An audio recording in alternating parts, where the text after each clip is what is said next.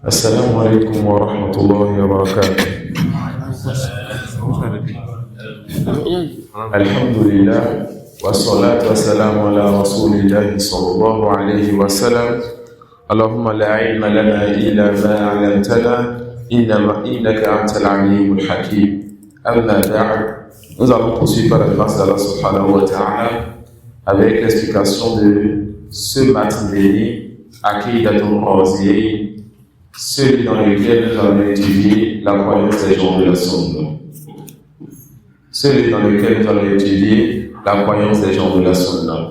Et nous allons aussi étudier ce dans quoi contredit les gens de la Sunna certains groupes innovateurs. Alors dans ce livre, nous allons apprendre le vrai et ce qui s'y oppose. Nous allons apprendre la vérité et ce qui s'y oppose.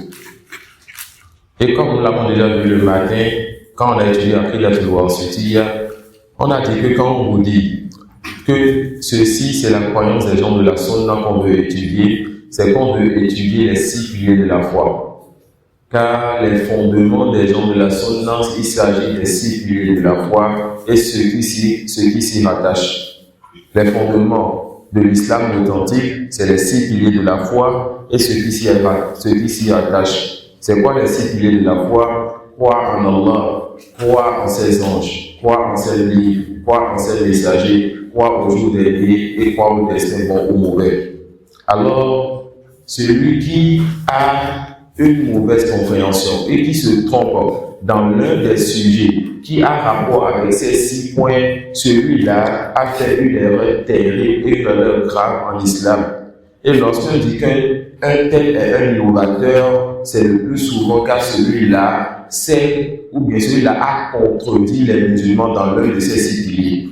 D'accord? Quand on dit qu'une personne est innovatrice, le plus souvent c'est lorsque la personne a contredit les musulmans dans l'un de ces 6 piliers ou dans ce qui s'y rapproche. Non. فقال أدركنا العلماء في جميع الأمصار حجازا وعراقا ومصر وشاما ويمنا فكان من مذهبهم أن الإيمان قول وعمل يزيد وينقص. نعم. L'imam Abu Zur'a et l'imam Abu Hatim al-Raziyayn, ils ont dit que nous avons vu les savants de tout temps et de toute époque dire al-iman qawlun wa amal yazid wa yanqus. Ils ont commencé donc cette croyance-là, ce livre béni-là, par l'un des sujets les plus importants. C'est quoi ce sujet? Al-iman, c'est quoi? C'est quoi la définition de al-iman? Alors, la définition du mot iman, que nous pouvons appeler, si vous le voulez, foi, la définition du mot iman fait partie des fondements des gens de la Sunna.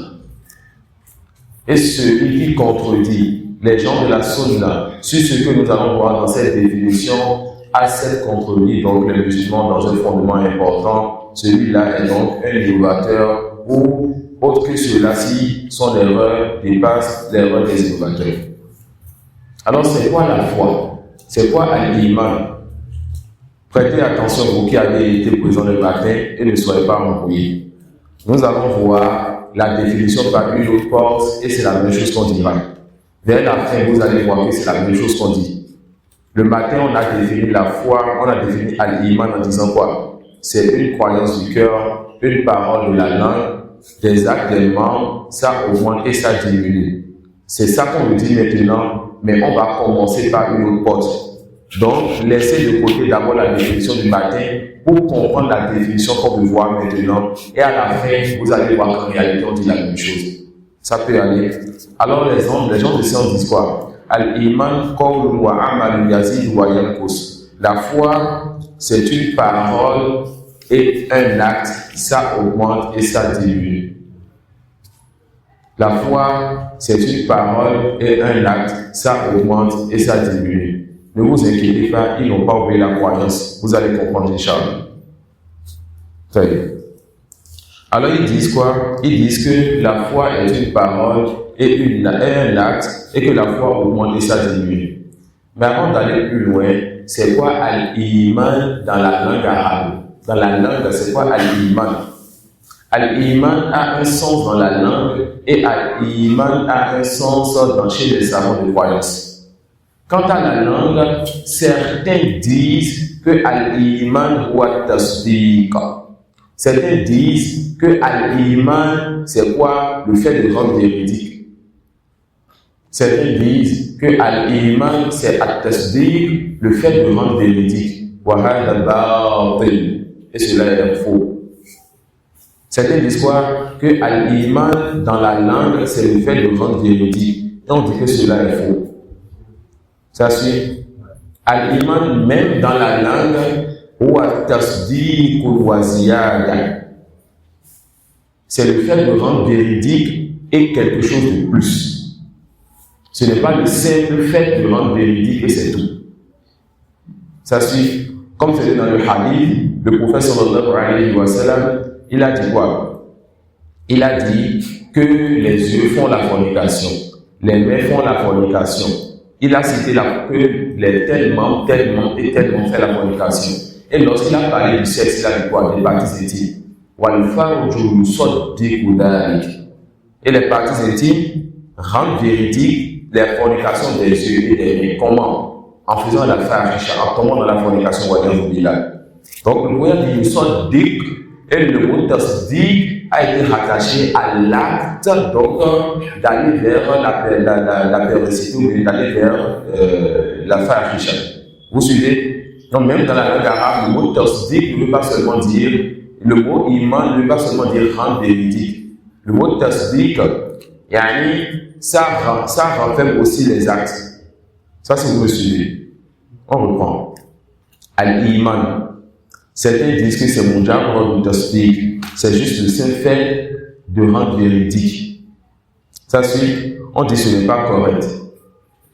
C'est le fait de rendre véridique et de vrai. Voilà pourquoi les savants disent Al-iman huwa tasdiq al-mustalzim lil-qiyad. Wa tasdiq al-mustalzim lil-qiyad. Al-iman, c'est le fait de rendre véridique et cela va t'amener à œuvrer, à te soumettre.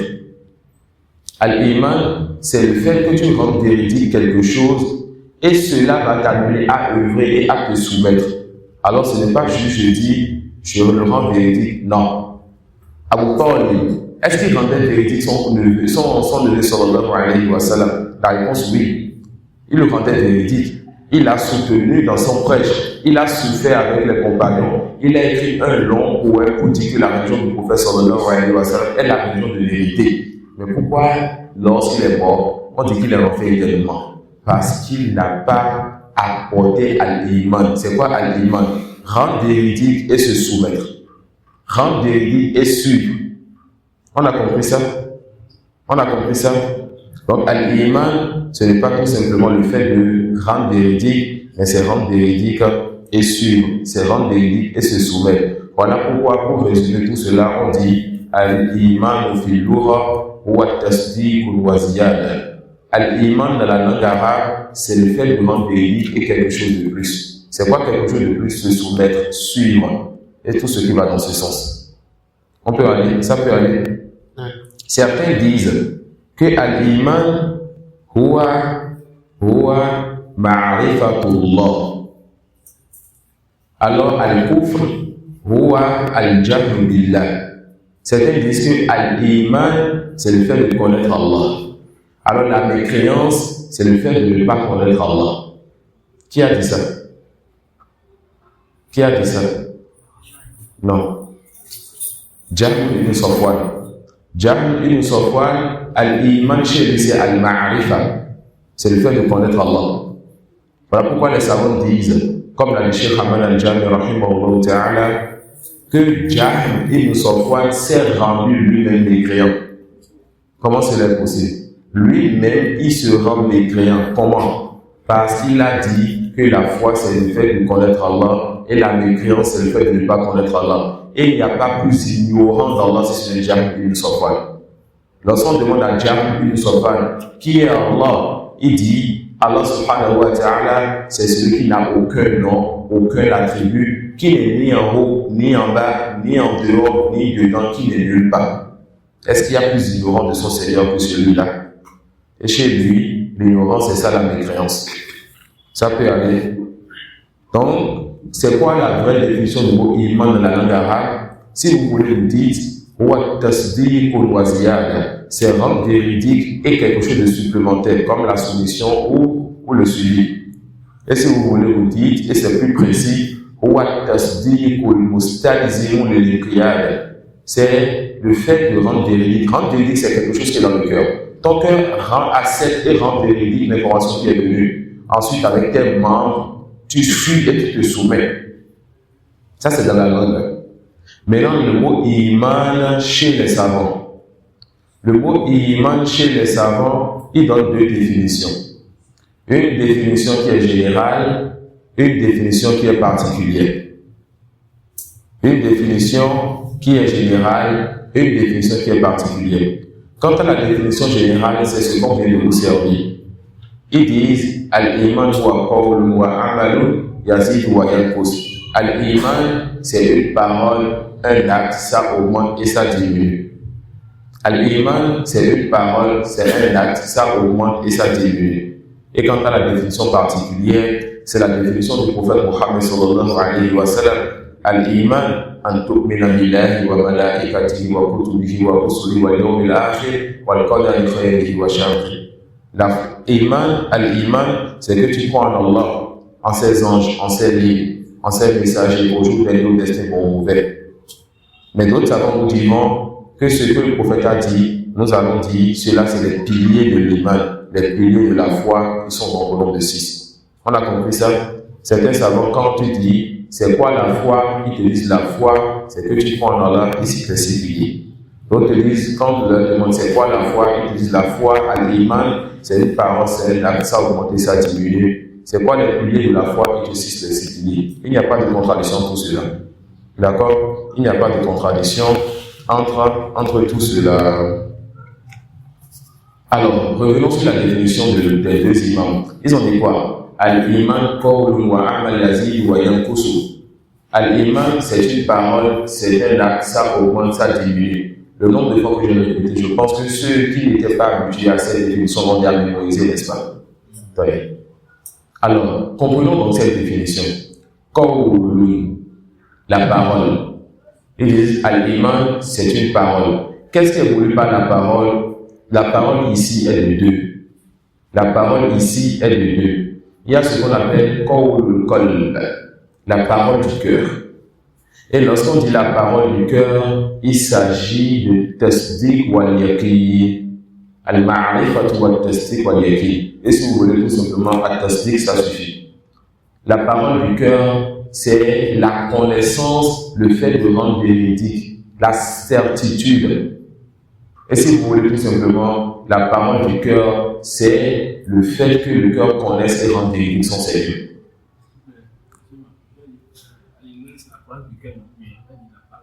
La parole du cœur. On a dit d'abord, al-iman, c'est une parole, un acte, ça augmente, ça diminue. Maintenant, on veut expliquer chaque mot. Le premier mot, la parole. La parole est de deux types. Vous suivez? Le premier mot, la parole. La parole est de deux types. Première catégorie, parole du cœur. Ça peut aller. Qui est-ce qui a fait le plus fil? Tout le monde suit? Oui. La parole du cœur. Qu'est-ce qui est voulu par la parole du cœur? Ça suffit que vous compreniez que la parole du cœur, c'est at-tasdiq. Le fait que tu rendes véridique à Allah subhanahu wa ta'ala. Quand on te dit Aman billah, je crois en Allah. La parole du cœur là, c'est le fait que tu rendes véridique, que tu crois et que tu rendes véridique à Allah existe, qu'il est ton Seigneur, que c'est le seul qui a le meilleur, que c'est le seul qui mérite l'adoration. D'accord? Ça peut aller. Donc, al-iman wa qawlun. Al-qawl qawlan, qawlul qalb. La foi, al-iman, c'est quoi? C'est une parole, et la parole est de deux types. La première catégorie, la parole du cœur. Et la parole du cœur, il s'agit du fait que ce cœur la connaisse et rend véridique l'information. Quand on te dit je crois en Allah, c'est le fait que ton cœur la connaisse, donc Allah est rend véridique. Lorsqu'on lui dit qu'Allah existe, lorsqu'on lui dit qu'Allah est notre seul Seigneur, qu'Allah est le seul qui mérite l'adoration et qu'Allah est le seul qui a les meilleurs attributs, il rend véridique cela. Ensuite, voyez, Allah subhanahu wa ta'ala dit إنما المؤمنون الذين آمنوا بالله ورسوله ثم لم يرتابوا.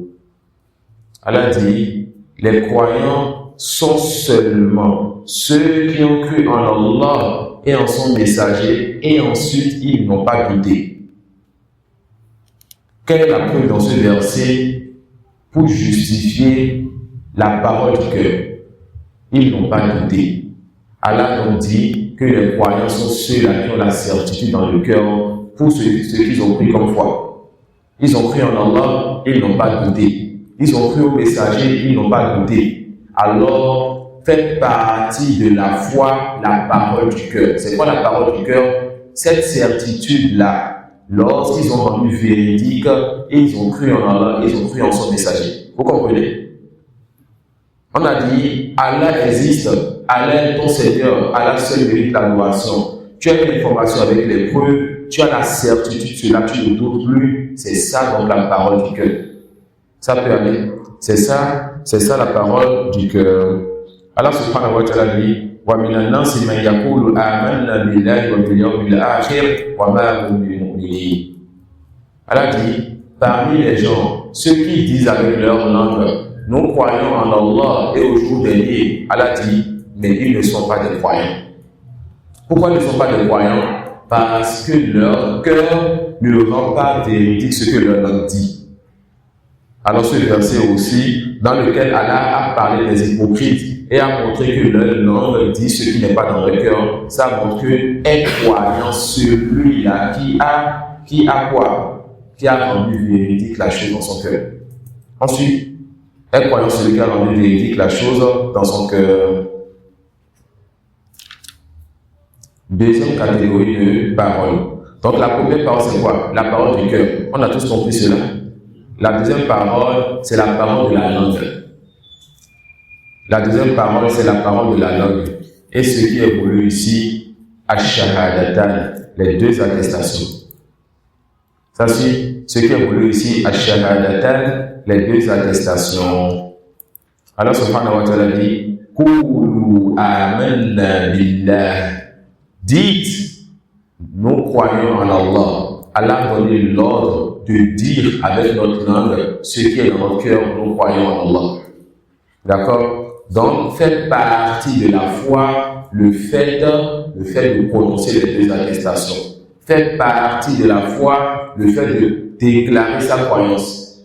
Qul huwallahu ahad. Dis, Allah est unique. Déclare ta croyance et dis que tu as une seule divinité. Et que lui seul mérite l'adoration. Donc ici on a quoi? On a la parole. Et quand on dit la parole, il y a quoi? Il y a la parole du cœur, il y a la parole de la langue. D'accord? Et la parole du cœur, c'est ça qu'on a dit le matin, quand on a dit i'tiqadun bil janan, une croyance du cœur. Vous suivez maintenant? Donc cette définition est la même que celle du matin. La définition du matin disait al-iman, c'est une croyance du cœur, une parole de la langue, des actes, des membres, ça augmente et ça diminue. Cette définition dit al-iman est une parole, un acte, ça augmente et ça diminue. La parole est de deux types. La parole du cœur qui est la croyance, la parole de la langue et la définition revient à la précédente. On a compris ça? On a compris ça? Oui. Le prophète sallallahu alayhi wa sallam dit al-iman bid'un wa sittuna aw sab'una aw bid'un wa sab'una shu'ba fa'a'laha la ilaha illallah. Il dit sallallahu alayhi wa sallam que al-iman c'est 64 branches. Le plus haut niveau, c'est la parole la ilaha illallah. Il y a dans ce hadith que la parole fait partie de la foi. Car le prophète sallallahu alayhi wa sallam a dit quoi? Que al-iman c'est 64 branches. Le plus haut niveau c'est quoi? La parole la ilaha illallah. On a compris alors ce qui est voulu par al-iman wa qawl. Al-iman, c'est une parole. On a comme le type de parole. Deux paroles. La parole du cœur qui est la croyance. La parole de la langue qui représente les deux attestations. Ça peut aller. Ensuite, qawl wa amal. Al-iman, qawl wa amal. Al-iman, c'est quoi? Une parole et un acte. Quant à l'acte, il y a aussi l'acte du cœur, amal al-qalb wa amal al-jawarih. Il y a l'œuvre ou l'acte du cœur et l'œuvre ou l'acte des membres. Il y a l'acte du cœur, 1, et il y a l'acte des membres, 2. Quant à l'acte du cœur, il s'agit donc du fait que le cœur se tourne vers son Seigneur en cherchant à se rapprocher de lui par divers types d'adoration. Et comme exemple, il y a la peur donc d'Allah, la peur du châtiment d'Allah. Il y a l'espoir en Allah, l'espoir en la miséricorde d'Allah. Il y a le fait de placer sa confiance en Allah. Toutes ces choses sont des actes du cœur. Alors le cœur a une parole et le cœur a des actes. La parole du cœur est de rendre véridique l'information. Le cœur croit en Allah, croit en son messager, etc. Les actes du cœur sont ce qui va résulter de cette croyance de base. Le cœur croit en Allah, alors le cœur va craindre son Seigneur. Le cœur croit en Allah, alors le cœur va espérer la miséricorde de son Seigneur. Le cœur croit en Allah, alors le cœur va placer sa confiance en Allah. Ça suit. Alors, les actes, on a l'acte du cœur. L'acte du cœur, il s'agit encore de ce qui renferme le cœur comme action, adoration, espoir, amour, peur et tout ce qui est adoration du cœur. Allah subhanahu wa ta'ala dit فَلَا تَخَافُوهُمْ وَخَافُونِي إِن كُنتُم مُؤْمِنِينَ. N'ayez pas peur d'eux, mais ayez peur de moi si vous êtes croyants. Allah met comme condition pour être croyant quoi? Le fait d'avoir peur de lui. Alors, la peur d'Allah, de son châtiment, de son courroux et de sa colère fait partie de la foi du musulman. Fait partie de quoi? Fait partie de la foi. Et Allah dit Allah subhanahu wa ta'ala dit, et en Allah, placez votre confiance si vous êtes vraiment croyant. Allah met comme condition pour être croyant le fait de placer sa confiance en lui. Et le fait de placer la confiance, c'est une adoration du cœur. D'accord? Voilà pourquoi il n'est pas permis de placer la confiance en l'autre, Allah subhanahu wa ta'ala. L'acte sur la finance masala. Il n'y a pas de détail sur cela. On place la confiance en Allah et pas à autre que lui. Voilà pourquoi on ne dit pas à quelqu'un j'ai confiance en toi. Mais on dit quoi? Je me fie à toi. Tu es digne de confiance. Mais j'ai confiance seulement en Allah subhanahu wa ta'ala. Car placer la confiance est un acte du cœur, est une adoration du cœur. Ça peut aller. Et c'est venu aussi dans le même hadith qu'on a vu. Le prophète sallallahu alayhi wa sallam dit wal haya'u shu'batun min al-iman. La pudeur est une branche de la foi. Et la pudeur se trouve où? Dans le cœur. Ça fait partie des actes du cœur. Alors la définition du matin est une définition détaillée. La définition du soir est une définition générale. Et le détail va encore peut-être dépasser ce qu'on a vu le matin. On dira donc que l'iman est une parole. Et la parole est de deux types. La parole du cœur, qui fait de rendre véridique. La parole de la langue, les deux attestations. Et l'iman est un acte. Et l'acte est de deux types. L'acte du cœur et l'acte des membres. Quant à l'acte du cœur, rentre en cela la peur, l'espoir, l'amour, placer sa confiance et tout ce qui va dans ce sens. Et tout ce qui va dans ce sens. Maintenant, l'acte des membres. L'acte des membres. Et cela est connu. Il s'agit donc de ce que les membres font comme acte. D'accord? Et rentre en cela tout ce que la langue fait comme adoration, sauf quoi? Sauf les deux attestations absentes. D'accord? Sauf les deux attestations. Alors les deux attestations, c'est ça qu'on appelle la parole de la langue. Et toute autre parole que la langue fait, on appelle ça les actes des membres. Non? Non. La langue est un membre. On reprend. On a dit al-iman, qawlun wa amal. Al-iman est une parole et un acte. Ça suit. Quant à la parole, on a dit parole du cœur, parole de la langue. Ici, c'est la langue qui m'intéresse. La langue, c'est quoi sa parole? C'est les deux attestations seules. Ça suit. Mais est-ce que la langue ne dit pas astaghfirullah, subhanallah, alhamdulillah, la ilaha illallah? La langue fait la da'wa, la langue ordonne, la langue interdit. C'est des adorations. Mais ces autres choses, à part les deux attestations, on les appelle paroles de la langue. On les appelle actes de la langue. On les appelle quoi? Actes de la langue. Donc, la langue a parole et acte. La parole, c'est les deux attestations. Les actes, c'est toute autre chose que la langue fait. Et vous allez aussi faire entrer dans les actes aussi des membres, la prière qu'on fait, le tawaf et toute adoration de nos membres. Marcher vers la mosquée, d'accord? Tout cela, ça entend les actes des membres. Donc, quand les actes des membres, la langue, le corps, tout ce que ton corps fait comme acte apparent, ça rentre dans les actes des membres. Mais quand on vient sur la langue, on va faire sortir les deux attestations. Quand on avait déjà dit que c'est ça qu'on appelle la parole de la langue. Vous suivez? Non. Quand on prend la langue dans ce cas, c'est un peu longtemps qu'on n'a pas de choses. C'est pour le colon, il y a une parole. Et des actes. Non. Oui. Et la parole du cœur, on a dit c'est quoi? C'est le fait de rendre véridique. Et les actes du cœur, il s'agit donc des adorations qu'on a comme la peur, l'espoir, le tawa pour placer sa confiance en vous. Vous n'êtes pas embrouillé, c'est clair. Ça peut aller. Donc, on a dit les actes des membres et rentre en cela tout ce que la langue fait, sauf quoi? Sauf les deux attestations. Et on ajoute à cela tout ce que les autres membres font, les pieds qui vont vers la mosquée, la prière que nous faisons et toute autre adoration du corps.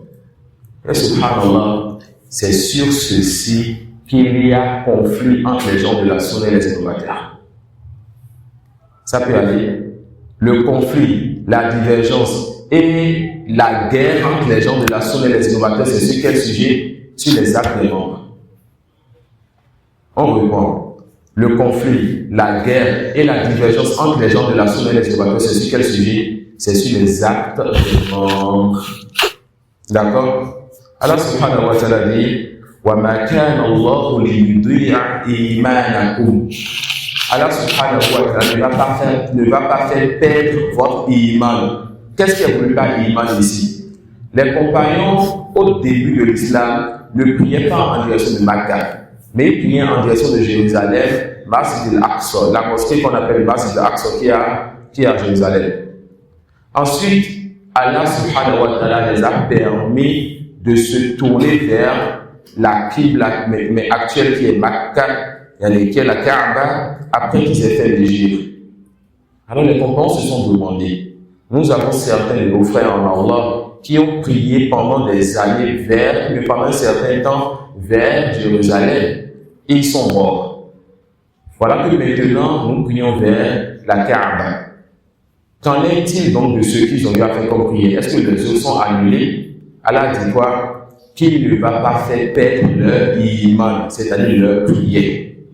Alors dans ce verset, Allah a appelé la prière iman. Et lorsqu'on appelle quelque chose, on prend une partie de quelque chose pour donner le nom de la chose, ça montre que cette partie fait partie de cette prière.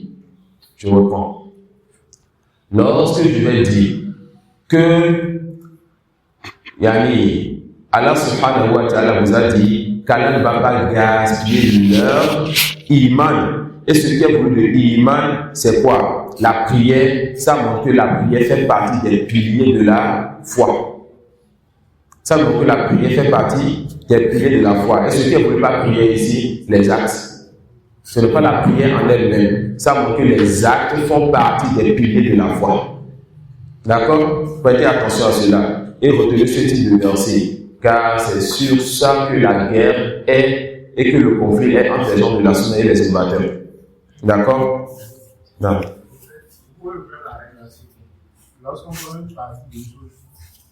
Le prophète sallallahu alayhi wa sallam dit quoi? Al-Hajju Arafah.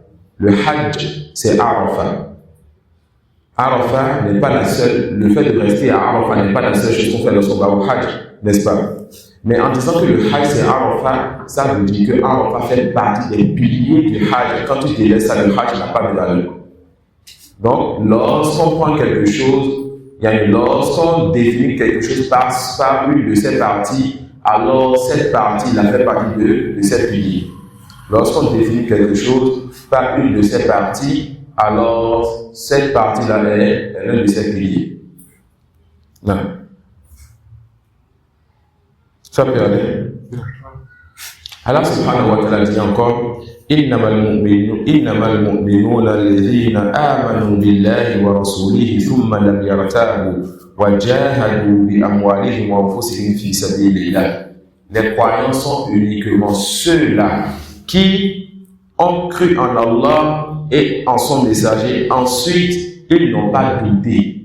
Alors, on a dans ce verset que l'acte du cœur, la certitude fait partie de la foi.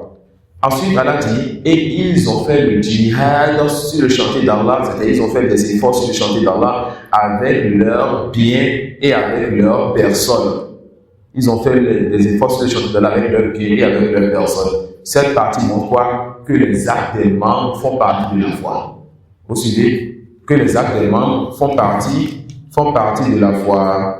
Et toujours le même hadith que Issa nous a dit le matin, d'accord? Le prophète sallallahu alayhi wa sallam, il dit quoi? Il dit wa adnaha imaqatul adha anil tariq.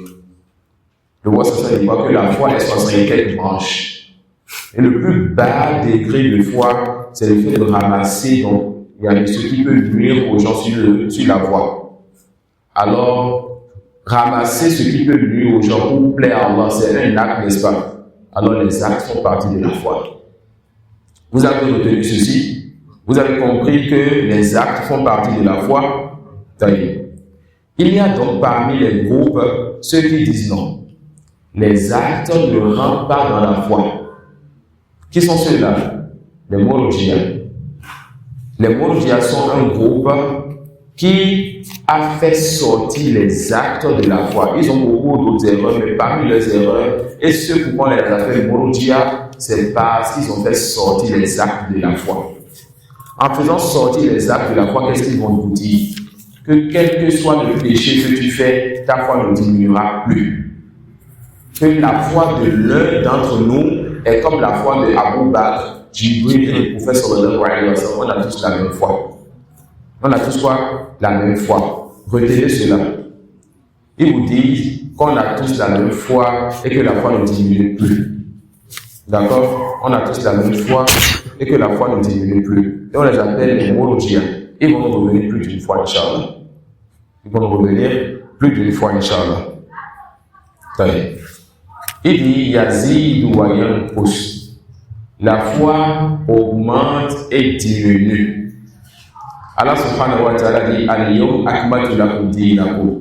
Aujourd'hui, j'ai parachevé pour vous votre religion. Ce qu'Allah a parachevé, ça veut dire que cette chose-là a été complétée étape par étape. Ça suit. Donc chaque fois que le verset descend, la foi augmente. Lorsque le verset descend, la foi des compagnons augmente. D'accord? Donc cela est une preuve de l'augmentation de la foi. Et Allah dit wa idha tuliyat alayhim ayatuhu zadatuhum imana. Allah subhanahu wa ta'ala dit, et quand ces versets leur sont récités, cela fait augmenter leur foi. Alors on a des preuves que la foi augmente. Et ce que l'un d'entre vous ressent lorsqu'il rentre dans Ramadan et qu'il craint son Seigneur, il joue pour son Seigneur, lit le Coran, adore son Seigneur, fait qu'il a brillé. Vous sentez l'augmentation de la foi et vous le sentez encore plus lorsque vous quittez Ramadan et que vous revenez encore à votre vie d'ici-bas. Vous sentez que votre situation dans Ramadan n'est pas comme votre situation hors Ramadan. D'accord? Votre situation dans Ramadan n'est pas comme votre situation hors Ramadan. Alors, voici quelques preuves qui montrent quoi que la foi augmente. Mais quand vous faites que la foi diminue, on va commencer par une règle. Les savants disent Ma kana qabila liziyada fahuwa qabilun linuqsani. Ceux qui acceptent l'augmentation acceptent aussi la diminution. Ceux qui acceptent l'augmentation acceptent la diminution. alors si la foi peut augmenter, la foi peut aussi diminuer. Si la foi peut augmenter, la foi peut aussi faire quoi? La foi peut aussi diminuer, la foi peut baisser. Ensuite, je vais citer ceci parce que certains peuvent être trompés quand ils vont tomber sur ce type de parole. Il y a parmi nos imams ceux-là qui, avant, lorsqu'on leur disait de parler sur la foi, ils disaient la foi est une parole et un acte, ça augmente et ils se taisent. Ils disaient quoi? La foi est une parole et un acte, ça augmente, ensuite ils se taisent. Ils ne disaient pas que ça diminue. Pourquoi? Parce que selon eux, il n'y a pas de test clair pour qui montre que la foi diminue. Alors, ils ne disaient pas la foi diminue, ils ne disaient pas la foi ne diminue pas. Ils faisaient le tawakkuf, ils se taisaient. Parmi eux, l'imam Malik, rahimahullah ta'ala. Mais ça, c'était une ancienne position qu'il avait. Ensuite, il a changé cette position et il a commencé par dire ce que les imams disent. La foi est une parole et un acte, ça augmente et ça diminue. Ça suit. Alors, celui qui fouille un livre et qui tombe sur la porte de l'imam Malik où il dit que la foi est une parole et un acte et que cela augmente, il se tait, et celui-là pense qu'il a trouvé une faïda et veut prêcher sur cela, on lui dit va t'asseoir et écoute et réétudie ta religion. Et si tu fais l'erreur de dire que la foi augmente et que tu veux faire le tawakkuf à notre époque, ce tawakkuf ne t'est pas permis. Ça suit. L'imam le disait, il faisait plutôt le tawakkuf, il se taisait, ensuite là, on ne sait pas que la foi diminue. Là, on ne pas dire quoi? Que la foi diminue. Et c'est quoi la règle qu'on a pris? Ceux qui acceptent l'augmentation acceptent certes la diminution. Et est-ce qu'il y a des preuves que la foi diminue? La réponse oui. Parmi ces preuves, le hadith que nous avons cité plus d'une fois maintenant, la foi est 64 branches. Son plus haut niveau, c'est quoi? La parole, la ilaha illallah. Et son plus bas niveau, c'est quoi? Le fait de ramasser ce qui peut nuire aux croyants. Alors la foi peut augmenter en fonction de certaines actions et la foi aussi a un bas niveau et la foi peut diminuer par la désobéissance comme on le sait. Et il y a d'autres textes encore qui sont encore plus clairs, sur cela. Lorsque le prophète sallallahu alayhi wa sallam, en parlant aux femmes, leur a dit Ma ra'aytuna qisat aqlin wa dinin aghlaba li lubin min kunna. Le prophète sallallahu alayhi wa sallam, en parlant donc aux femmes, leur a dit je n'ai pas vu quelqu'un qui a une raison faible et qui a une raison qui diminue, mais qui quand même, malgré ces deux caractéristiques, arrive à prendre le dessus sur les hommes que vous, en parlant des femmes. La femme, elle a une raison qui diminue. Comment cela? La femme peut, à cause de l'émotion, prendre certaines positions qu'elle ne doit pas prendre. D'accord? Voilà pourquoi on n'accepte pas l'attestation d'une seule femme, mais il faut deux femmes. Afin que lorsque l'une veut avancer par l'émotion, l'autre la retienne. Afin que lorsque l'une oublie, l'autre la rappelle. Ça peut aller. Et quant à la diminution donc de la foi, on a demandé au prophète sallallahu alayhi wa sallam comment donc tu caractérises les femmes d'avoir une foi ou une religion qui diminue. Il a dit alaysa idha habat lam tusalli wa lam tasum. Lorsque la femme elle a ses menstrues, elle ne jeûne pas et elle ne prie pas. Donc le fait de ne pas jeûner, de ne pas prier, cela fait diminuer sa foi. Et vous retenez donc que la foi peut diminuer sans péché. D'accord? Ton temps mort, où tu es distrait, où tu ne fais rien, ta foi diminue sans que tu n'aies de péché. Ça peut aller. Alors profitez de votre temps. Et parmi les preuves aussi qui montrent que la foi diminue, il y a quoi? Il y a des textes dans lesquels le prophète sallallahu alayhi wa sallam il a menacé ceux qui font certains péchés. Comme lorsqu'il dit La yazni zani hina yazni wa huwa mu'min. Lorsque quelqu'un fait la fornication, quand il fait la fornication, il n'est pas croyant. Le prophète n'a pas dit qu'il a quitté l'islam. Non, il n'est pas un croyant complet. Sa foi diminue à cause de ce péché-là. D'accord? Sa foi diminue à cause de ce péché-là. On a retenu cette base-là. On a compris que la foi est une parole, un acte, ça augmente, ça diminue. La parole est de deux types. Tu peux nous rappeler les deux types? Les deux types de paroles. La parole du cœur et la parole de la langue. C'est quoi la parole du cœur? C'est quoi la parole de la langue? La parole du cœur, c'est de rendre qui parle de quoi que les esprits et comme ça se doit. C'est le fait de le connaître et de le rendre véridique. Et la parole de la langue, ce sont les deux attestations. Ensuite, la foi est un acte. Qu'est-ce que vous voulez par cela? L'acte. Acte du cœur et acte des membres. Acte du cœur et acte des membres. Quant à l'acte du cœur, qui peut nous expliquer cela? L'acte du cœur. Que le cœur se retourne vers Allah en cherchant à se rapprocher de lui à travers les adorations. Les adorations comme la peur, l'espoir, le fait de placer sa confiance en Allah. Et l'acte des membres, d'autres personnes, ils voyaient. Non, tout ce que notre corps fait comme acte. À qui? Tout ce que notre corps fait comme acte, et on y ajoute ce que la langue dit, sauf les deux attestations. On ajoute ce que la langue dit, sauf les deux attestations. Ça peut aller. On a vu ce que la langue dit, sauf les deux attestations. On a vu que la foi augmente et la foi diminue. On a vu les preuves de cela. Et la guerre et le conflit entre les gens de la Sunna et les Ibadah, c'est sur quel sujet? Sur l'acte des membres. D'accord? Les monothéistes disent quoi? Les monothéistes disent quoi? Les actes, ils ont fait sortir les actes de quoi? Ils ont fait sortir les actes de la foi. En faisant sortir les actes de la foi, ils vont vous dire, quel que soit le péché que tu vas faire, ta foi ne diminuera plus. Et beaucoup de musulmans ont été touchés par cette mauvaise croyance sans le savoir. Quand tu le vois faire une désobéissance, quand tu vois ta sœur, quand tu vois la fille musulmane, quand tu vois ta femme ne pas porter le voile, tu lui dis porte le voile, elle dit laisse, la foi est ici. Ça peut aller, ça dit quoi, la foi est ici. Ce que tu fais comme acte, ça ne va pas toucher ma foi, subhanallah.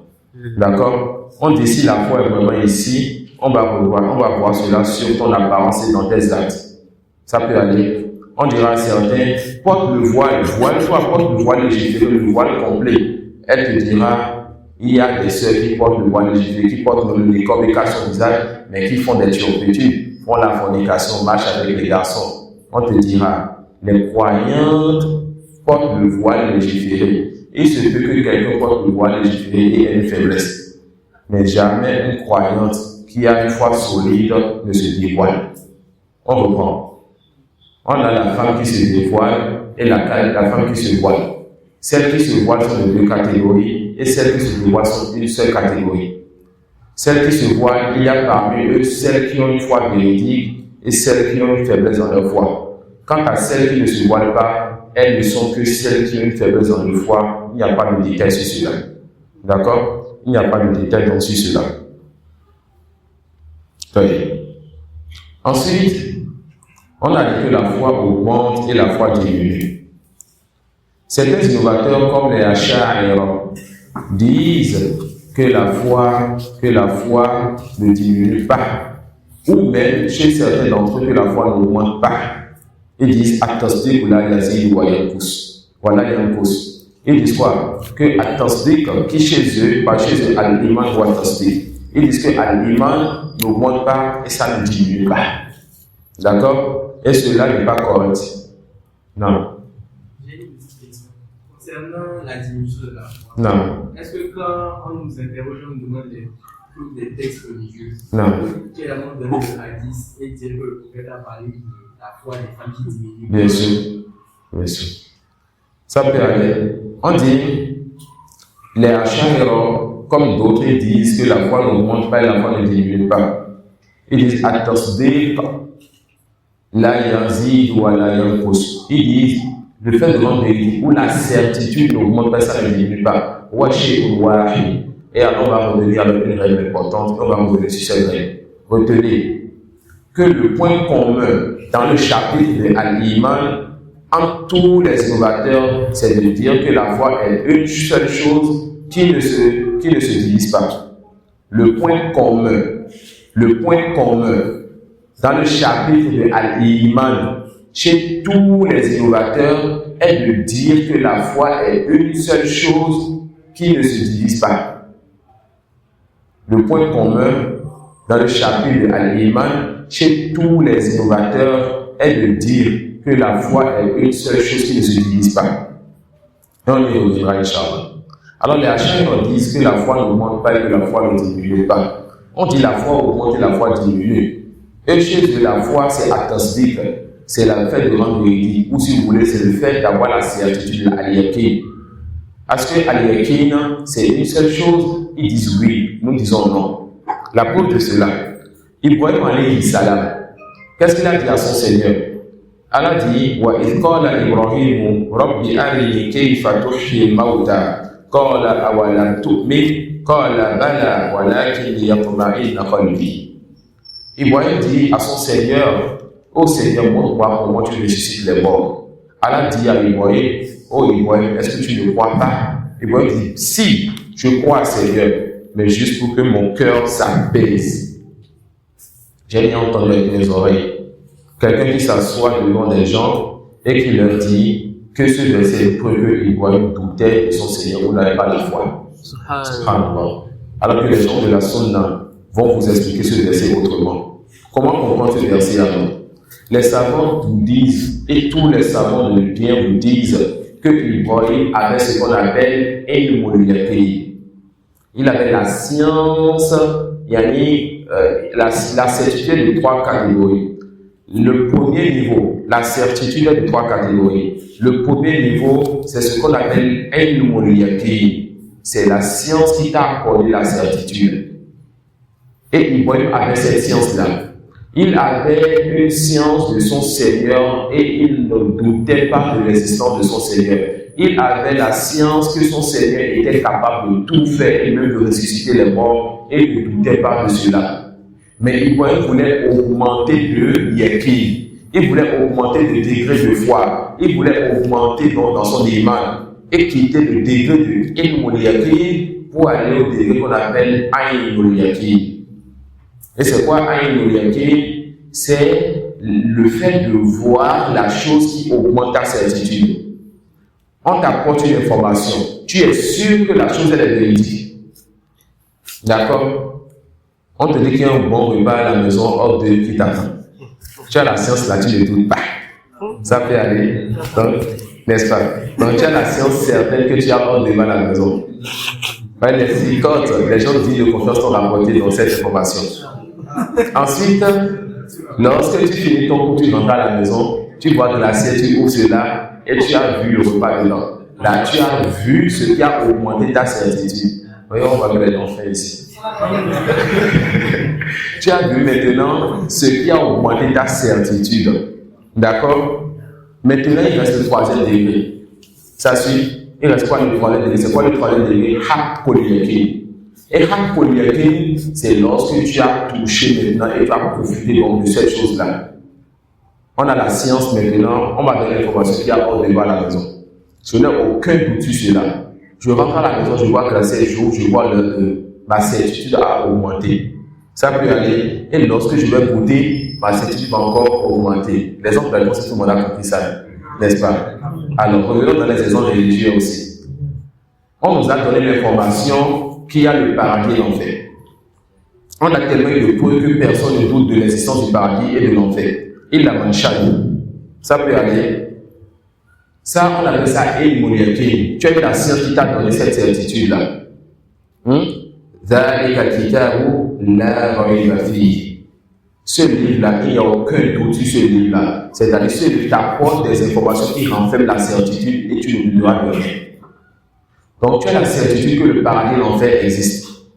Lorsque tu viendras le jour dernier, tu verras le paradis et l'enfer. Ça, on appelle ça aynul yaqin. Tu as vu et cette certitude a augmenté. Ensuite, Allah te rentre dans son paradis, Allah ne compte parmi les gens du paradis. Et là, tu as haqqul yaqin, tu as maintenant goûté et touché dans ce sur quoi tu avais la certitude. Alors, subhanahu wa ta'ala dit, Kalla law ta'lamuna ilmal yaqin. si seulement vous savez d'une science certaine. Alors cette science qui va vous donner la certitude, et il dit par la suite, dans soit Al-Takazour, il va dire par la suite, avec après quelques versets, ensuite vous allez voir cela avec un œil de certitude, c'est-à-dire vous allez voir ce qui va augmenter votre certitude. Ça suit, et Allah dira donc dans Surat Al-Hadid, Inna hadha lahuwa haqqul yaqin.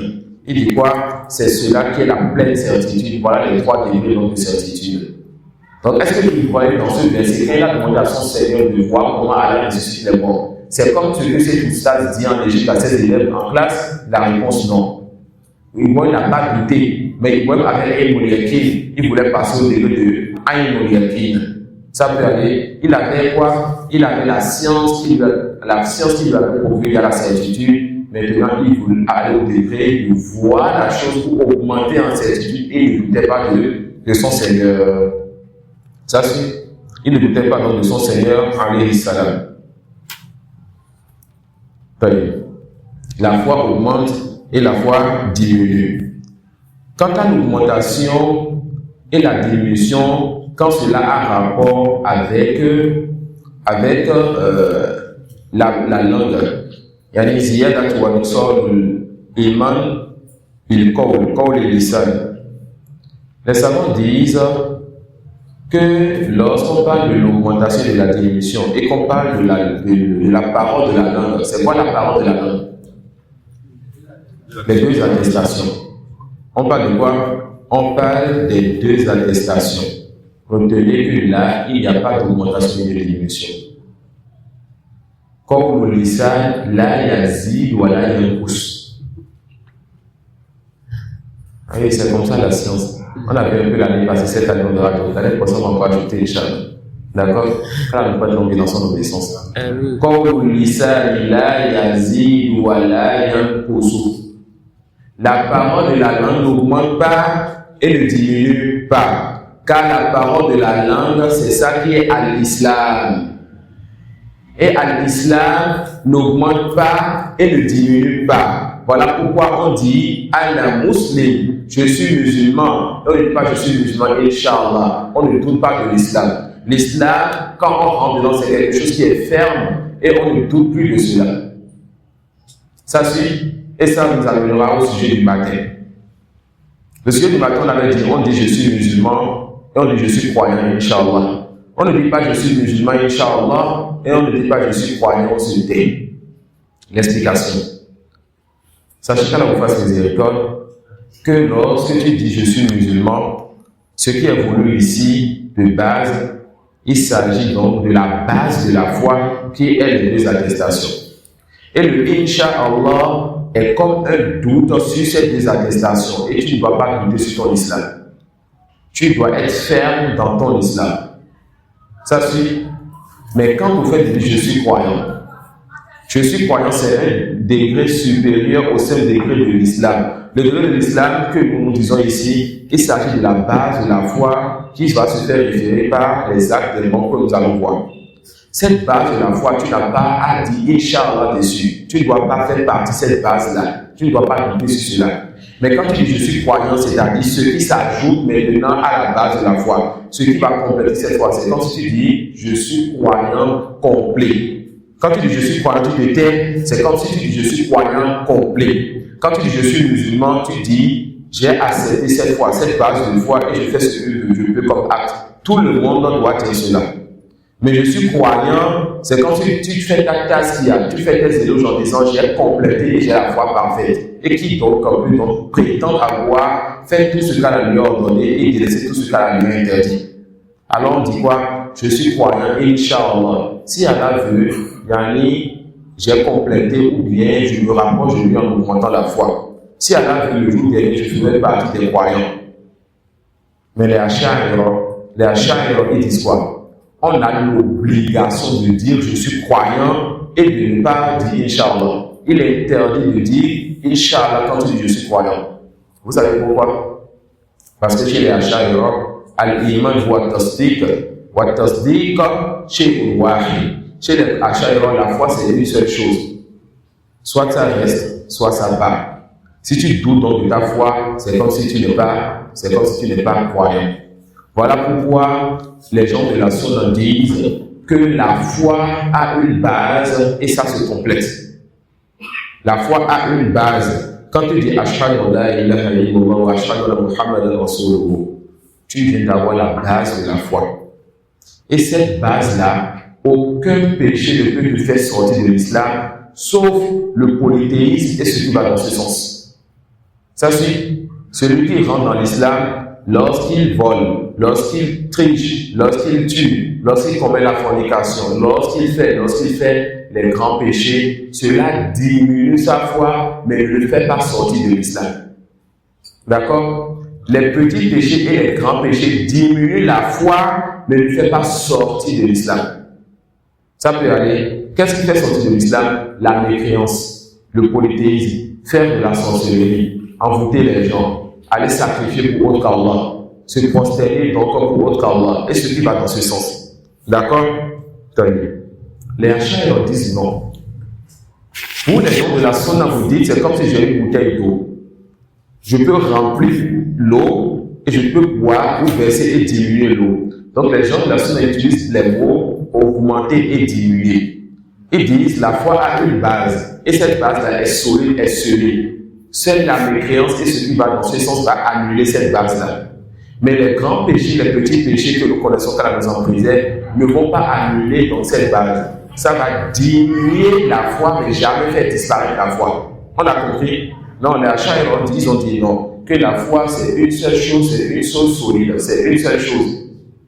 Les gens de la Sunna ont dit non. Le prophète a dit que la foi est 64 branches, donc c'est plusieurs choses. Non, ils ont dit non. La foi, c'est une seule chose. D'accord? Quand tu dis Ashhadu an la ilaha illallah wa ashhadu anna Muhammadan rasulullah, la foi, ça vient. Et quand ça vient, ils vont te dire les actes ne rentrent pas dans la foi. Fais ce que tu veux comme péché, ça ne va pas diminuer. Alors il est interdit pour toi de dire je suis croyant, Inch'Allah, quand en disant Inch'Allah, tu vas faire partie de la foi. Vous suivez? En disant Inch'Allah, c'est comme si tu as goûté de cette foi et c'est une seule chose, tu vas faire partie. Ah, nous on dit non. La foi, c'est plusieurs choses. Il y a la base de la foi que tu as eue en disant les deux attestations. Et il y a la foi qui augmente en faisant des œuvres et qui diminue en faisant des péchés. Donc, quand tu dis je suis croyant, c'est comme si tu as complété toute la foi et tu ne peux pas. Donc, tu dis je suis croyant, Inch'Allah. Ici, Allah veut, je vais mourir complètement croyant. D'accord? On a compris la position des gens de la Sunna et la position des Ash'ari. Alors, ajoutons deux autres groupes. Les Khawarij et les Mu'tazila. Les Khawarij et les Mu'tazila. Les Khawarij et les Mu'tazila vont dire, nous allons dire ce que les Ash'ari vont dire. La foi, c'est quoi? Une seule chose. Les Ash'ari vont dire quoi? Nous, on a levé les yeux. Alors, quel que soit le péché, la foi ne diminue pas. Tu vas voir, imam ou bien alpha dans le buvette prend l'alcool, et bien la foi c'est ici. Tu vois donc la femme de l'imam sans le voile avec cordon lâché, la foi c'est ici. Quel que soit le péché, la foi c'est ici. Ça peut aller, non, les Khawarij et les Mu'tazila, du monde n'est pas comme ça là. Nous on va prendre une seule chose chez vous. Nous on dit que la foi c'est une seule chose. D'accord? Mais nous on dit que les actes sont une condition de la foi, que les actes font partie de la foi.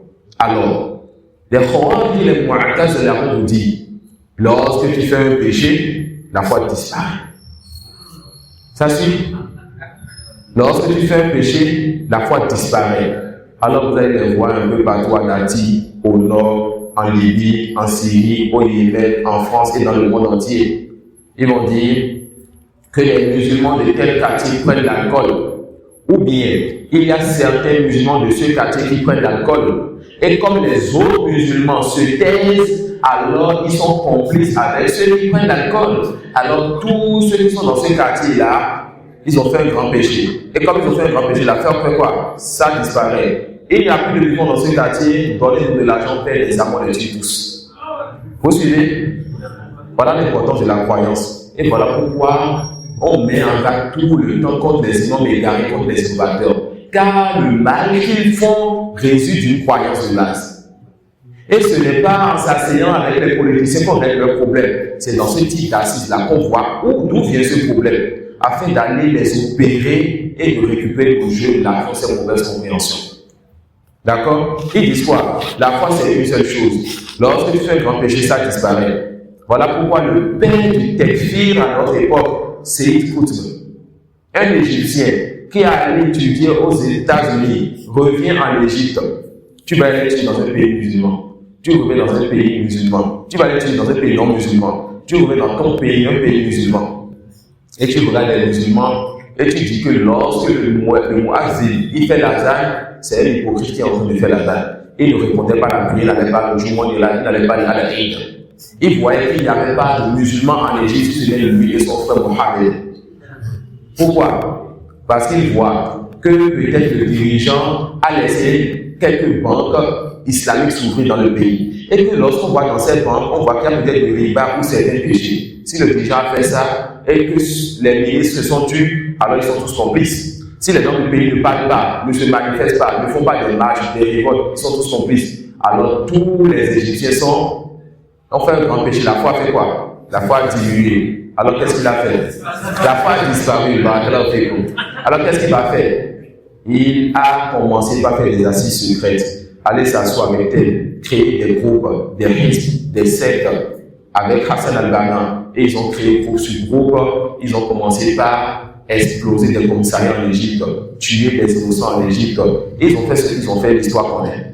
Ça peut aller. Tout cela résulte de quoi? D'une mauvaise croyance. Et c'est ce qu'on appelle aujourd'hui les frères musulmans, les croyants musulmans. Parmi leurs croyances, ils sont les Khawarij contemporains. Ils sont ces Khawarij contemporains. Ils vont vous dire politique, mais lorsqu'ils trouvent la possibilité de s'asseoir, ils se désordent. D'accord? Et ils ont ce vice-là en eux, où lorsqu'ils sont dans un pays musulman, pour pouvoir éliminer les musulmans et se placer haut, ils vont alors se baser sur leur croyance de rendre mécréants les musulmans. Et quand ils sont dans des pays musulmans comme les nôtres, vous allez les voir, je vais être député, je vais être ministre. Et quand ils deviennent ministres, ils ne vont rien faire pour l'islam. Vous allez attendre qu'un groupe de députés est allé à telle église pour une action de grâce et que certains députés musulmans ont financé telle tonne de ciment pour construire l'église. Ça peut aller. Donc, dans les pays non musulmans, ils sont faibles, ils n'arrivent à rien faire. Dans les pays musulmans, ils rendent non musulmans les musulmans. Ça peut aller. Les frères musulmans n'arrivent pas à aider l'islam, tout comme leurs pères avant eux, les Khawarij, font disparaître les musulmans à cause de leur mauvaise compréhension de la foi. Vous avez vu comment on a commencé le cours? On a compris la position des gens de la Sunna, des preuves. Et petit à petit, on a vu comment ils ont contredit et pourquoi, et ce que cela amène comme erreur. Voilà pourquoi ça fait toujours mal quand on voit des gens pointer du doigt les gens de la Sunna pour dire vous êtes trop dur, vous ne faites que parler sur les gens, vous ne faites que mettre la contre les gens, parler sur les groupes, laissez-vous avec vos affaires de groupe. Subhanallah. Le fait de parler sur ces groupes, on vous parle de gens qui ont des mauvaises croyances en eux, des venin en eux, des maladies en eux qui se défendent sur leurs paroles, sur leurs actes et ils nuisent à la communauté, ils nuisent aux gens, musulmans comme non musulmans. Ça suit. Alors, les Mu'tazila et les Khawarij vont vous dire lorsque tu fais un grand péché, la foi disparaît. Ensuite, les Mu'tazila et les Khawarij vont se regarder et vont vous dire on a éliminé les achats et ils ont dit que la foi est une seule chose, ensuite ils ont enlevé l'action. Nous on a remis l'action, on a fait disparaître la foi. Mais les Mu'tazila vont dire mettons un peu de l'eau dans le verre, soyez un peu doux. J'accepte avec vous que la foi disparaît. Les Khawarij vont dire lorsque la foi disparaît, la personne n'est plus musulmane, son sang est perdu, on va tuer cette personne et elle en fait éternellement. Les Mu'tazila vont dire non, on est dans un pays laïque. Oh non, on ne peut pas agir comme ça. Qu'est-ce qu'il faut faire? Nous, on va dire la foi de la personne disparaît, mais la personne ici n'est plus un croyant et une personne croyante, et la personne ici aussi n'est plus une personne mécréante. Ce n'est pas un croyant, ce n'est pas un mécréant. C'est quoi alors? Non, c'est il est Manzila, il est à un juste milieu entre la foi et la mécréance. Il est sorti de la foi, mais il n'est pas rentré de la mécréance. Et on va le considérer dans ce bas monde, peut-être comme un musulman, et la vie derrière. Oh non, la vie derrière, il est tellement en fait. Ça suit. Donc les Khawarij et les Mu'tazila vous disent dans ce bas monde que celui qui fait un péché, sa foi disparaît. Les Khawarij disent, moi, on va le tuer, il est éternellement en enfer. Les Mu'tazila disent non. Il n'est pas un croyant, il n'est pas un mécréant. Ok, s'il meurt, les Mu'tazila et les Khawarij disent, on ne prie pas sur lui. On ne l'enterre pas dans les cimetières des musulmans. Et il est éternellement en enfer. Vous voyez un peu? Voilà l'importance de la croyance. Et combien sont les musulmans qui apprennent ces choses? Et quand tu ne connais pas ces choses, il se peut que tu sois éprouvé par un livre écrit par quelqu'un qui est mal intentionné, qui est égaré. Tu lis cela et toi ou tes enfants connaissez par de mauvaises croyances. Il se peut que tu viennes s'asseoir devant toi quelqu'un qui a appris cela, il t'enseigne cela et tu es éprouvé dans ta religion. Parce que parmi les attributs des Khawarij, l'éloquence. Parmi les attributs des Khawarij, l'éloquence. Alors, par leur éloquence, ils arrivent à toucher le cœur des jeunes. Et ils prennent les jeunes. Ces jeunes pensent qu'ils sont en train de faire le djihad pour Allah. Alors qu'ils sont en train de faire le djihad pour Shaitan. Dites-moi donc, on apprend aujourd'hui qu'au nord et un peu dans certaines zones du Bénin, il y a des forêts qui sont dans des montagnes, dans des forêts, etc. Combien il y a de ce type d'assises dans ces zones ou proches de ces zones pour enseigner aux jeunes? Et tant qu'il n'y aura pas ces assises-là, un jeune va faire un péché et Allah va lui donner de la douceur dans le cœur, il va pleurer, regretter. Et là, le diable va profiter du fait que ce jeune veuille se repentir. Il écoute un Khawarij qui va lui dire, il faut donc encore faire ceci, explose-toi, tu dis 10 personnes, va sacrifier telle personne, tu dois donc encore détester toute personne qui fait les péchés. On va être éloquent envers lui, c'est fini, il laisse la famille, il fuit dans les montagnes, et il va les prendre des armes, il va les tuer les gens. Mais lorsqu'on va leur enseigner ces croyances, ils vont comprendre. Lorsqu'on va leur enseigner ces livres, ils vont comprendre. Ça suffit.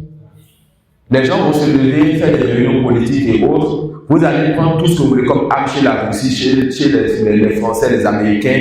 Vous irez tuer tous ceux qui sont au nord, vous n'allez pas tuer cette croyance. Le prophète sallallahu alayhi wa sallam dit quoi? Kullu ma kharajat, yani aw zaharat, yani qar'un minhu qut'a. Chaque fois qu'un groupe de Khawarij va sortir, on va les anéantir. Un autre groupe va sortir, on va les anéantir. Les Khawarij sont le premier groupe qui est venu en islam. C'est eux qui ont tué Ousmane, et ils seront là jusqu'à la fin des temps. Un groupe sort Daesh, on va prendre le dessus sur lui. Al-Qaïda, on va prendre le dessus sur lui. L'Union islamique, le dessus sur lui. Boko Haram, ils vont faire leur désordre pour certains temps disparaître. Un autre groupe viendra, va disparaître. Jusqu'à la fin des temps, jusqu'à ce que le dernier groupe de Khawarij s'associe avec le Dajjal. Et ils vont combattre tous maintenant les croyants vers la fin des temps. Alors, la fitna des Khawarij est une fitna qui sera jusqu'à la fin des temps. Qu'est-ce qu'il faut faire? Il faut toujours qu'il y ait parmi les musulmans ceux qui apprennent ces livres-là pour enseigner dans les mosquées, dans les rues, afin de diminuer donc le nombre de jeunes qui sera éprouvé par eux. Car un jeune peut tuer plusieurs musulmans. Alors, essaye d'apprendre ces croyances-là. Et depuis, on est en train de parler sur une seule chose, la définition de la foi. S'ils maîtrisent et comprennent la définition de la foi avec les preuves, ils ne vont plus dire Allah pour en tuant les gens, car ils vont créer une message, que ce n'est pas la religion d'Allah, mais ça c'est le désordre sur terre.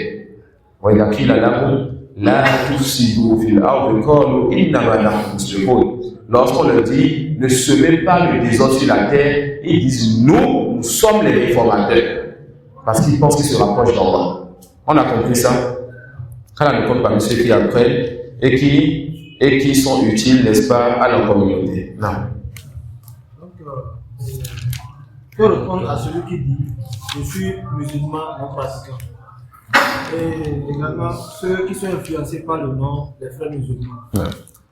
Dire je suis musulman non pratiquant, cela n'est pas correct. Parce que d'abord, le mot musulman, on a dit quoi?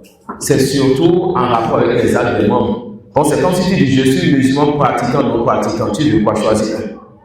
Ça peut aller, on a dit quoi? Le mot islam, musulman c'est quoi? Celui qui fait des actes apparents. D'accord?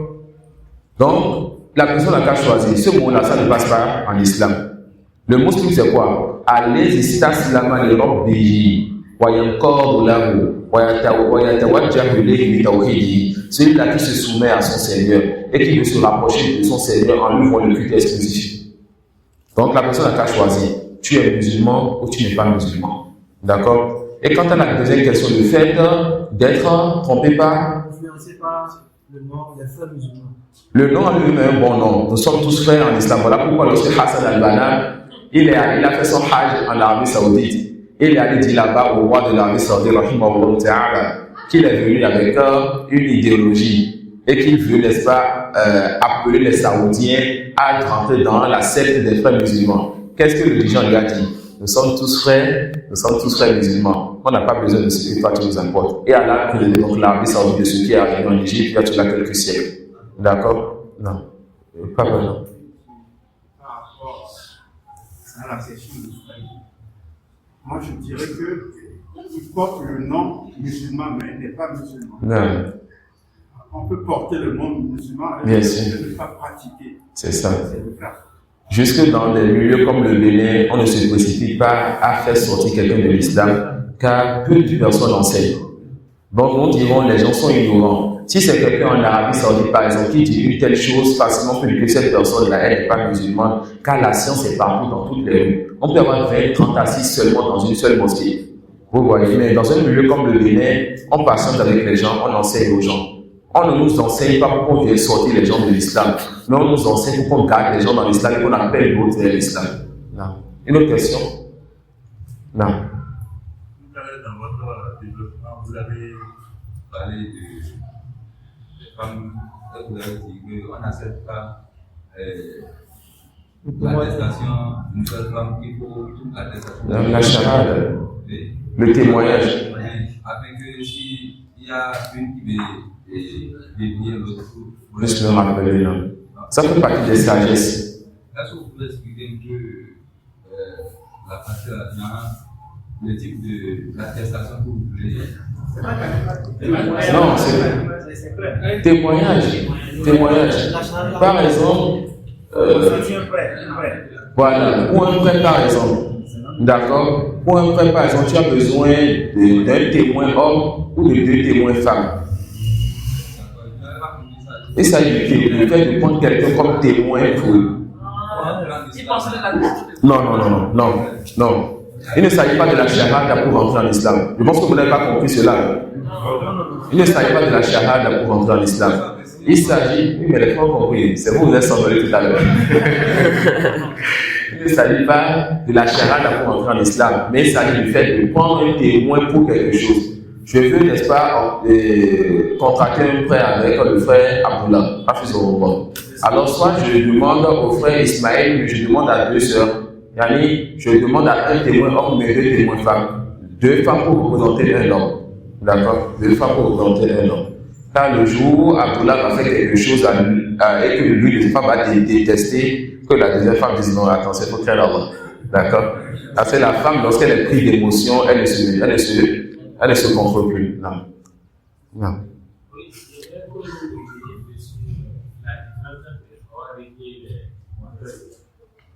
Les Khawarij et les Mu'tazila disent la même chose presque dans ce bas monde.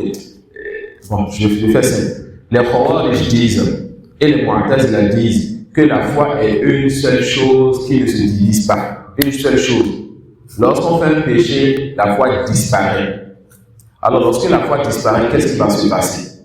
Les Khawarij disent, lorsque la foi disparaît, la personne n'est plus musulmane. Alors, cette personne est la première qu'on doit combattre et non les non-musulmans. Voilà pourquoi le prophète sallallahu alayhi wa sallam dit en parlant des Khawarij qu'il tue les musulmans et il laisse les animistes, les adorateurs d'idoles. Eux, le souci, c'est de rendre écran les musulmans et de tuer les musulmans. D'accord? Les Mu'tazila disent, lorsque tu fais le péché, la foi diminue. Mais tu as quitté la foi et tu n'es pas entré dans la mécréance. Tu as un juste milieu entre les deux. Voilà pourquoi on a dit qu'ils ont amené une innovation qu'on appelle al-mandilaté, un milieu entre un espace entre deux choses. Maintenant, les Khawarij, ils disent la personne là, si elle meurt, on ne prie pas sur lui, on ne l'enterre pas dans les jugements et dans la vie qu'elle elle est éternellement en enfer. Et les Mu'tazila aussi disent la même chose, lorsqu'elle meurt, elle est éternellement en enfer.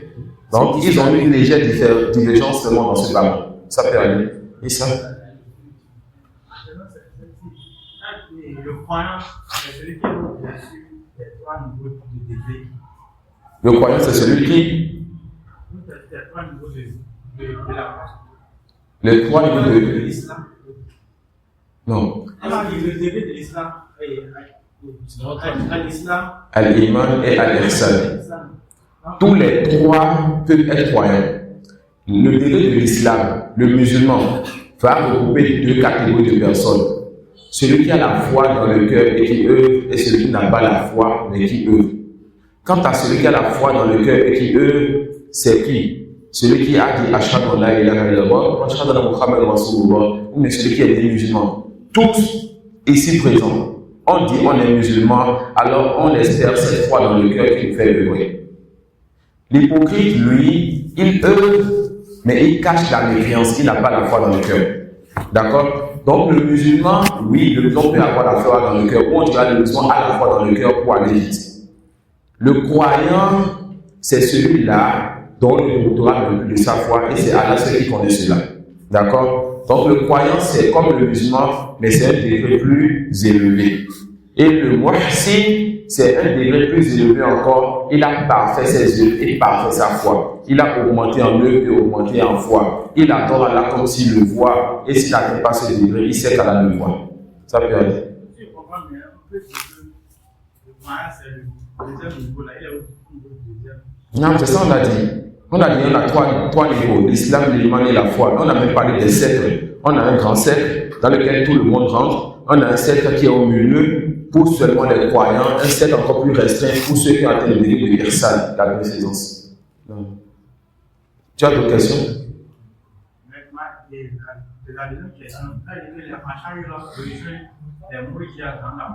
Les achats sont des monodiens. Les achats sont des monodiens. D'accord? Non. Il y a un hadith que les gens utilisent sur la porte, c'est la hadith de la Kibala et qui dit que Allah subhanahu wa ta'ala nous ouvre la position de comment on ne peut pas regarder les actes qui pas regarder son âme. Non. Je me rappelle que celui qui a dit, je ne sais pas si Allah, le hadith c'est que Allah subhanahu wa ta'ala yanzuru ila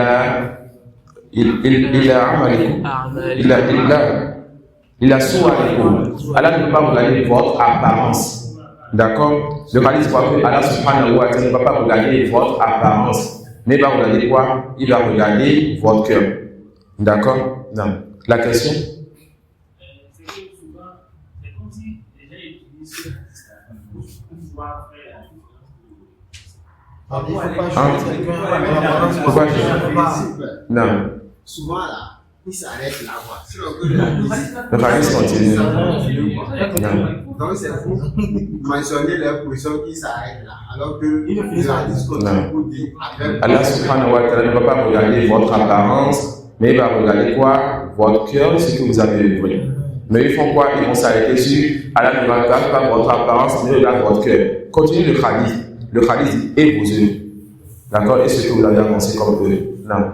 Et ça, c'est ce qu'on dit souvent lorsque les gens utilisent un test pour défendre le faux. Le test est dans deux cas. Soit c'est un test qui est faible, soit c'est un test qui est incompris.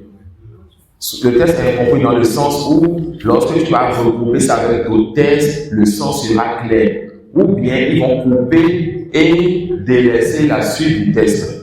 Ça peut aller. Non. D'accord, c'est qui le pose la question? Concernant la parole du cœur. Non. On est question. Est-ce que celui qui dit du parole de sa parole de cœur, est-ce qu'on peut l'appeler un hypocrite? L'hypocrite, lui, il ne doute même pas. L'hypocrite, lui, la base, c'est quoi? Qu'il n'a même pas la foi dans le cœur. D'accord? Et il y a aussi le doute, mais la base, c'est qu'il n'a même pas la foi dans le cœur.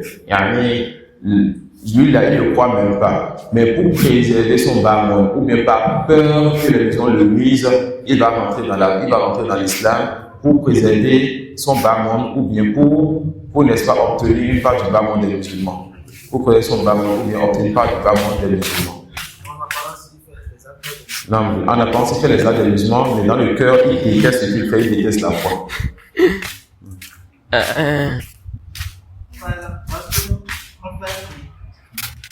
Mais tout est sur qu'on appelle l'acte du cœur n'est pas permis.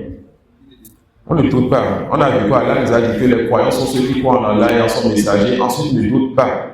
Soumala Yabtab. D'accord, donc ensuite il ne doute pas. Non. Et le doute annule la foi. Donc parmi les conditions de la ilaha illallah, la certitude que contredit dans le doute, on ne va pas douter sur la foi.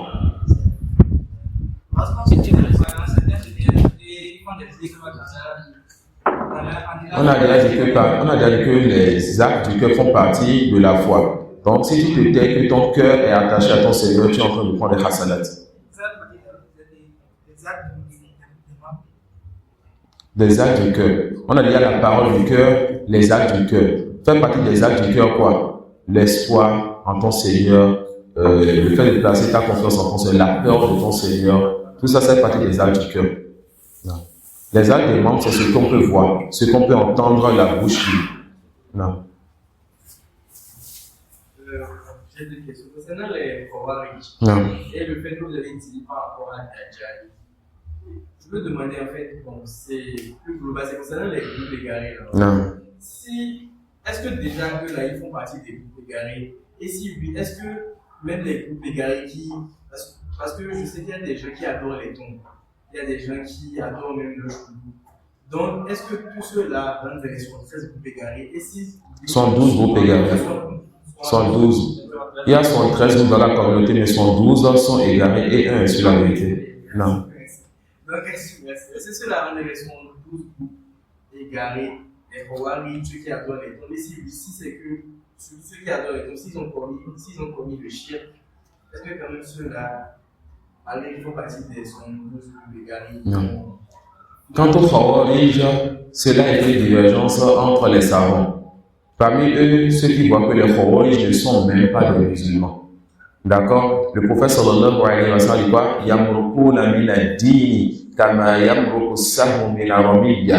Ils sortent de la religion tout comme la flèche sort de sa cible. Lorsque tu tires une flèche avec vitesse, ça rentre dans la flèche, ça sort, tu ne vois ni sang ni la peau de l'animal. Donc les Khawarij sortent de cette religion sans rien garder de cette religion. Certains savants compris cela, ils ont dit que les Khawarij sont des mécréants.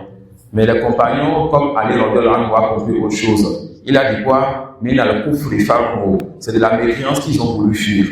D'accord? Donc, on espère que ce qui soit proche de la vérité, c'est de dire que les Khawarij sont des musulmans et qui font donc partie des 112 groupes égarés. Mais que ce n'est pas des mécréants. D'accord? Mais il y a des savants comme Cheikh Ibn Baz et d'autres qui voient que c'est des mécréants. Et on espère que ce qui soit proche, c'est de dire que c'est des musulmans. D'accord? Ensuite, les liens sales, c'est là mon famille. On va étudier pour les enseigner, Inch'Allah. Ensuite, pour ceux-là qui adorent les tombes, et là on peut parler de certains groupes comme les soufis et bien d'autres. Ceux qui adorent les tombes font le tawaf autour des tombes, sacrifient pour les tombes. Ça, c'est le shirk. Alors, on va prendre deux règles. La première règle, toute personne qui adore pour Allah est mécréante. Ça, c'est une règle générale. D'accord? La deuxième règle, on ne rend pas mécréant une personne précise jusqu'à ce qu'on lui explique et que la preuve soit levée.